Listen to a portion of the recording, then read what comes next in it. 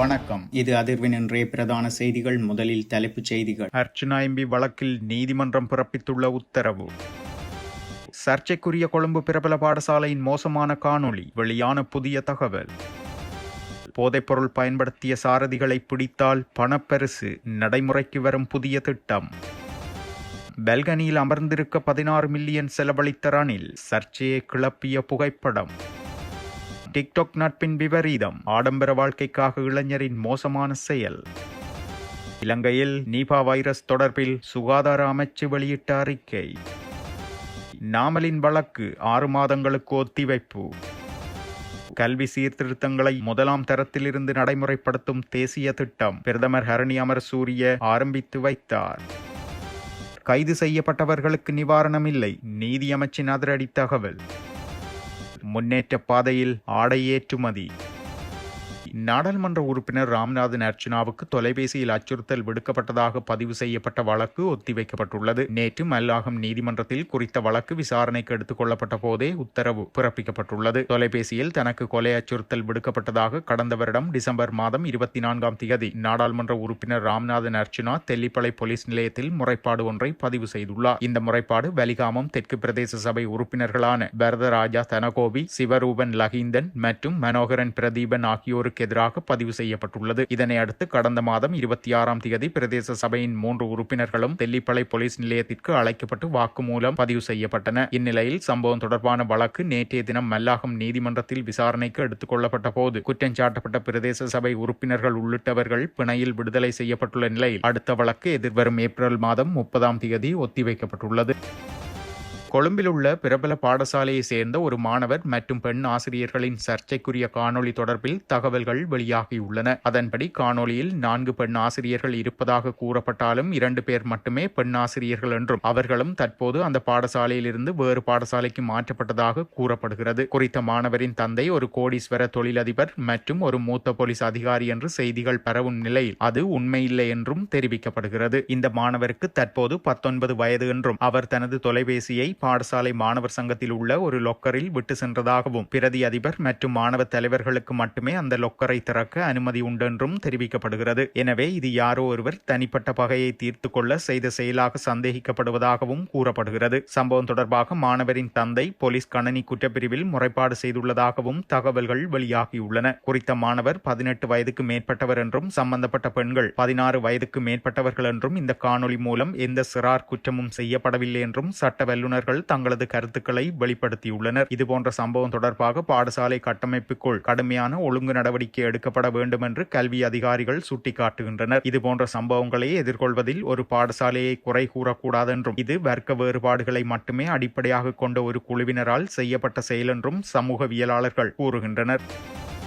போதைப்பொருள் பயன்படுத்திய நிலையில் வாகனம் செலுத்தும் சாரதிகளை கைது செய்யும் போலீசாருக்கு பணப்பரிசு வழங்க தீர்மானிக்கப்பட்டுள்ளதாக போக்குவரத்து கட்டுப்பாடு மற்றும் வீதி பாதுகாப்பு பிரிவுக்கு பொறுப்பான பிரதி போலீஸ் மா அதிபர் சேனாதீரா தெரிவித்துள்ளார். மேலும் அவர் தெரிவிக்கையில், இந்த ஆண்டின் முதல் 26 நாட்களில் மேற்கொள்ளப்பட்ட விசேட நடவடிக்கைகளின் போது போதைப்பொருள் பயன்படுத்திய நிலையில் பயணிகள் போக்குவரத்து சேவையில் ஈடுபட்ட 874 ஓட்டுநர்களை போலீசார் கைது செய்திருந்தனர். இந்த நிலையில் எதிர்வரும் மாதம் 1ஆம் தேதி முதல் இவ்வாறான ஓட்டுநர்களை கைது செய்யும் போலீஸ் அதிகாரி ஒருவருக்கு 10,000 ரூபாய் பணப்பரிசு வழங்க தீர்மானித்துள்ளதென்றும் கூறியுள்ளார். நாட்டில் கடந்த வருடம் பெரும் சர்ச்சையையும் அதிர்வலைகளையும் உருவாக்கிய சம்பவமாக முன்னாள் ஜனாதிபதி ரணில் விக்ரமசிங்கவின் கைது அமைந்திருந்தது. ரணில் விக்ரமசிங்க ஜனாதிபதியாக பதவி வகித்த காலத்தில் அவரது மனைவியான பேராசிரியர் மைத்ரி விக்ரமசிங்கவின் பட்டமளிப்பு விழாவில் கலந்து கொள்வதற்காக லண்டன் செல்வதற்கு அரசாங்க நிதியை முறைகேடாக பயன்படுத்தியதாக கூறப்படும் குற்றச்சாட்டின் கீழ் இந்த கைது இடம்பெற்றிருந்தது. இந்நிலையில் தனது மனைவியின் பட்டமளிப்பு விழாவிற்கு சென்று முன்னாள் ஜனாதிபதி ரணில் விக்ரமசிங்க பெல்கனியில் அமர்ந்திருப்பது போன்ற புகைப்படங்கள் சமூக வலைத்தளங்களில் வெளியாகியுள்ளன. இவ்வாறான நிலையில் பட்டமளிப்பு விழாவில் பங்கு கொள்ளவா 16 மில்லியன் ரூபாய்க்கும் அதிகமான மக்களின் பணம் வீணடிக்கப்பட்டது என்ற கேள்வியும் வலுத்துள்ளது. இவை இவ்வாறு இருக்க நேற்று முன்தினம் நடைபெற்று வரும் விசாரணைகளை 1 மாதத்திற்குள் முடித்து வழக்கு தொடர நடவடிக்கை எடுக்கப்படும் என சட்டமா அதிபர் கோட்டை நீதிவான் நீதிமன்றத்தில் தெரிவித்திருந்தார். அத்துடன் இந்த விஜயம் ஒரு உத்தியோகபூர்வ விஜயம் என நிரூபிக்க முயன்ற போதிலும் பிரித்தானிய அரசாங்கத்தின் உத்தியோகபூர்வ அழைப்போ அல்லது தலையீடோ அதற்கு இருக்கவில்லை எனவும் சம்பந்தப்பட்ட பல்கலைக்கழகம் ஒரு தனியார் நிறுவனம் எனவும் எனவும் முறைப்பாடு மூலம் உறுதிப்படுத்தப்பட்டுள்ளது. நேற்று முன்தினம் வழக்கு விசாரணையின் போது முன்னாள் ஜனாதிபதி ரணில் விக்ரமசிங்க பிரதிவாதி கூண்டில் அமர்ந்திருந்தது முதல் அவருக்கு பிணை செல்ல அனுமதி அளிக்கப்பட்டு பின்னர் உடல்நிலை குறித்து முன்வைக்கப்பட்ட விடயங்கள் வரை நீதிமன்றத்தில் கடுமையான விமர்சனங்கள் முன்வைக்கப்பட்டிருந்தமையும் குறிப்பிடத்தக்கது. மனநல நோயாளிகளுக்கு வழங்கப்படும் மருந்து மாத்திரைகளை அதிகளவில் கொடுத்து அவர்கள் நினைவிழந்த பின்னர் அவர்களிடமிருந்து பணம் மற்றும் தங்க நகைகளை கொள்ளையிட்ட நபர் பொர்லஸ்கமுவ போலீசாரால் கைது செய்யப்பட்டுள்ளார். டிக்டாக் சமூக ஊடகத்தின் ஊடான நண்பரான தனியார் வங்கி உதவியாளர் ஒருவரை கடந்த 19ஆம் தேதி சந்தேக நபர் கொழும்பில் உள்ள முன்னணி வர்த்தக தொகுதியொன்றில் அமைந்துள்ள உணவகத்தில் சந்தித்துள்ளார். இதன் பின்னர் சந்தேக நபர் குறித்த நபருக்கு ரகசியமாக மருந்து மாத்திரைகளை அருந்த செய்து அவர் நினைவிழந்த பின்னர் பொர்லஸ்கமுவ பிரதேசத்தில் உள்ள விடுதி ஒன்றிற்கு அழைத்து சென்றுள்ளார். அங்கு அவர் அணிந்திருந்த தங்க நகைகள் மற்றும் அவரது வங்கி அட்டையிலிருந்து 2,58,000 ரூபாய் பணத்தை திருடிக் கொண்டு தப்பிச் சென்றுள்ளார். இது தொடர்பில் குறித்த தனியார் வங்கி உதவியாளர் காவல்துறையில் முறைப்பாடு செய்துள்ளார். அதற்கமைய மேற்கொள்ளப்பட்ட விசாரணைகளில் 28 வயதுடைய இந்த சந்தேக நபர் பன்னிப்பிட்டிய பிரதேசத்தில் வைத்து கைது செய்யப்பட்டுள்ளார். இதன்போது சந்தர்ப்பத்தில் சந்தேக நபரிடமிருந்து பணத்தை அறவிடும் இயந்திரம் ஒன்று, 5 போதை மாத்திரைகள் மற்றும் சில பணத்தாள்களும் போலீசாரால் கைப்பற்றப்பட்டுள்ளன. சந்தேக நபரிடமிருந்து மேற்கொள்ளப்பட்ட விசாரணைகளில் இதே பாணியில் மற்றொரு தனியார் நிறுவன அதிகாரி ஒருவரையும் போதையேற்றி அவரது தங்க நகைகள் மற்றும் பணத்தை கொள்ளையிட்டுள்ளமையும் தெரிய வந்துள்ளது. இவ்வாறு சந்தேக நபர் குறித்த 2 நபர்களிடமிருந்தும் 20 லட்சம் ரூபாவிற்கும் அதிகமான பணம் மற்றும் தங்க நகைகளை திருடியுள்ளதாக போலீசார் தெரிவித்துள்ளனர். இந்த சந்தேக நபர் திருடிய சில தங்க நகைகளை நீர்கொழும்பு பிரதேசம் மற்றும் கொழும்பு செட்டி தெருவில் உள்ள நகை கடைகளில் விற்று பணம் பெற்றுக் கொண்டுள்ளமையும் தெரிய வந்துள்ளது. அத்துடன் சந்தேக நபர் இவ்வாறு கொள்ளையிட்ட பணத்தில் பெரும் பகுதியை செலவு செய்து சொகுசு வாழ்க்கை வாழ்ந்துள்ளமையும் வெளிப்பட்டுள்ளது. சந்தேக நபர் அடையாள அணிவகுப்பிற்காக நுகேகொடை நீதவான் நீதிமன்றத்தில் முன்னிலைப்படுத்தப்பட்டுள்ளதுடன் பொர்லஸ்கமுவ போலீசார் மேலதிக விசாரணைகளை மேற்கொண்டு வருகின்றனர்.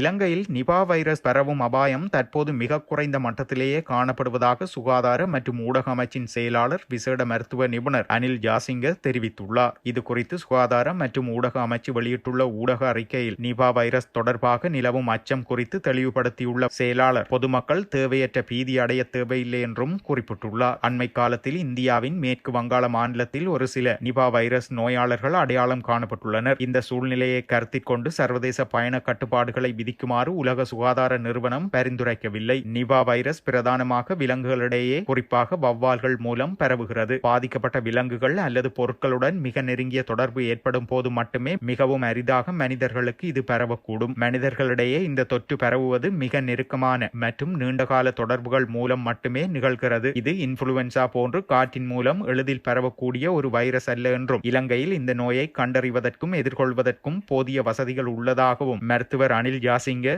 வலியுறுத்தியுள்ளார். என்ஆர் கன்சல்டன்சி நிறுவனத்தில் 150 லட்சம் ரூபாயை முதலீடு செய்ததன் மூலம் பண மோசடி தடுப்பு சட்டத்தை மீறியதாக சுமத்தப்பட்டுள்ள குற்றச்சாட்டு தொடர்பான வழக்கு விசாரணையை ஜூலை மாதம் 30ஆம் தேதி மீண்டும் நடத்துவதற்கு கொழும்பு பிரதம நீதவான் அசங்க எஸ் போதரகம நேற்று தீர்மானித்துள்ளார். நாடாளுமன்ற உறுப்பினர் நாமல் ராஜபக்ச உள்ளிட்ட 4 சந்தேக நபர்கள் நேற்று நீதிமன்றத்தில் முன்னிலையாகியிருந்தனர். இது தொடர்பான விசாரணை அறிக்கைகள் சட்டமா அதிபரிடம் சமர்ப்பிக்கப்பட்டுள்ள போதிலும் அது குறித்த உறுதியான அறிவுறுத்தல்கள் இதுவரை கிடைக்கவில்லை என குற்றப்புலனாய்வு திணைக்களம் நீதிமன்றத்தில் அறிவித்திருந்தது. சட்டமா அதிபரின் நிலைப்பாடு கிடைக்கும் வரை வழக்கு விசாரணையை தற்காலிகமாக ஒத்திவைத்த நீதவான் அடுத்த வழக்கு தவணையின் போது விசாரணைகளின் தற்போதைய முன்னேற்றம் குறித்து அறிக்கை சமர்ப்பிக்குமாறு போலீசாருக்கு உத்தரவிட்டுள்ளார். இலங்கையின் புதிய கல்வி சீர்திருத்தங்களை 1ஆம் தரத்திலிருந்து நடைமுறைப்படுத்தும் தேசிய திட்டத்தை பிரதமர் மற்றும் கல்வி அமைச்சர் கலாநிதி ஹரணி அமரசூரிய நேற்று அத்துருகிரிய குணசேகர வித்தியாலயத்தில் ஆரம்பித்து வைத்துள்ளார். 2026ஆம் ஆண்டுக்கான சீர்திருத்தங்கள் பரீட்சை மையப்படுத்தப்பட்ட முறையிலிருந்து மாணவர் மையப்படுத்தப்பட்ட செயல்முறை கற்றல் அணுகுமுறைக்கு மாற்றத்தை ஏற்படுத்துவதாக அரசாங்கம் தெரிவித்துள்ளது. இந்த மாற்றங்கள் கல்வி அழுத்தத்தை குறைப்பதையும் ஆரம்பகால தொழில்துறை சார் வெளிப்பாடுகளை அறிமுகப்படுத்துவதையும் பாடத்திட்டத்தை நவீனமயமாக்குவதையும் நோக்கமாக கொண்டுள்ளன. இலகுவான தவணை அடிப்படையிலான சிறு புத்தகங்கள், டிஜிட்டல் கருவிகள் மற்றும் முறையான கால அட்டவணைகளை கொண்ட மறுவடிவமைப்பு செய்யப்பட்ட 1ஆம் தர பாடத்திட்டம் இதில் உள்ளடங்கும் முக்கியமான மாற்றங்களாகும். புதிய முறையானது விளையாட்டு அடிப்படையிலான கற்றல், உடற்செயற்பாடுகள் மற்றும் கலைகள் மூலம் முழுமையாக வளர்ச்சியை ஊக்குவிக்கிறது. இந்த முயற்சி தரமான கல்வியை பெறுவதற்கான சமமான வாய்ப்பை வலியுறுத்துவதுடன் கற்றலுக்கான பொருளாதார தடைகளை நீக்கி கல்வி என்பது ஒவ்வொரு குழந்தையினதும் அடிப்படை உரிமை என்ற கொள்கையை உறுதிப்படுத்துவதை நோக்கமாக கொண்டுள்ளது என்றும் அரசாங்கம் தெரிவித்துள்ளது.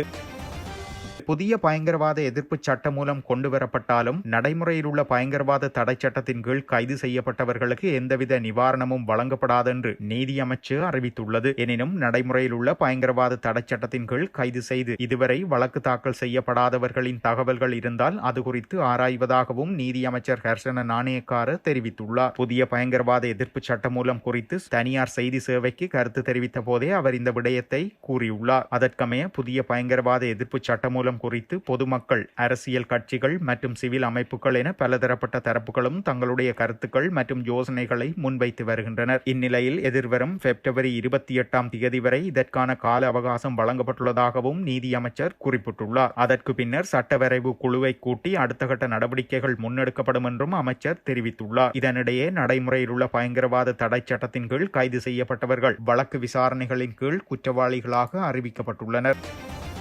2025 ஆண்டு டிசம்பர் மாதத்தில் இலங்கையின் ஆடை ஏற்றுமதி 2024 ஆண்டு டிசம்பர் மாதத்தை விட 23.03 மில்லியன் டாலரால் அதிகரித்துள்ளது. அமெரிக்கா, ஐக்கிய ராச்சியம் மற்றும் ஐரோப்பிய ஒன்றியத்திடமிருந்து கிடைத்த கேள்வி அதிகரிப்பே இதற்கு பிரதான காரணம் என்றும் குறிப்பிடப்பட்டுள்ளது. இந்த கேள்வி அதிகரிப்புடன் டிசம்பர் மாதத்தில் அதிக லாபத்தை பெற்றுக்கொள்ள இலங்கையினால் முடிந்துள்ளதாக ஆடை சங்கத்தின் சம்மேளனம் தெரிவித்துள்ளது. 2024 டிசம்பர் மாதத்துடன் ஒப்பிடுகையில் 2025 டிசம்பர் மாதத்தில் அமெரிக்காவுக்கான ஏற்றுமதி 6.49% அதிகரித்துள்ளதுடன் அது 178.29 மில்லியன் டாலர் என குறிப்பிடப்பட்டுள்ளது. இத்துடன் செய்திகள் நிறைவடைகின்றன. மறக்காமல் அதிர்வு சேனலை லைக் மற்றும் சப்ஸ்கிரைப் செய்து கொள்ளுங்கள்.